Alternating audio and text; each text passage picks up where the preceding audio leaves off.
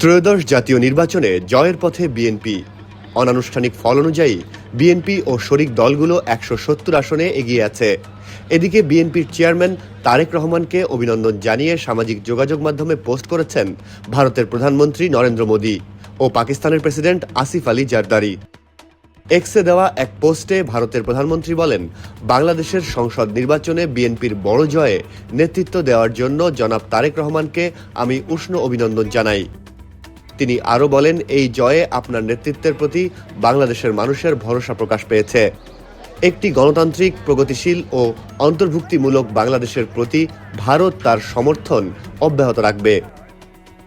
এদিকে পাকিস্তানের প্রেসিডেন্ট এক্সের এক পোস্টে জানান, পাকিস্তান গণতান্ত্রিক অংশীদারিত্ব আরও জোরদার করা এবং যৌথ অগ্রগতির পথে একসঙ্গে এগিয়ে যাওয়ার বিষয়ে তার দৃঢ় সমর্থন পুনর্ব্যক্ত করছে।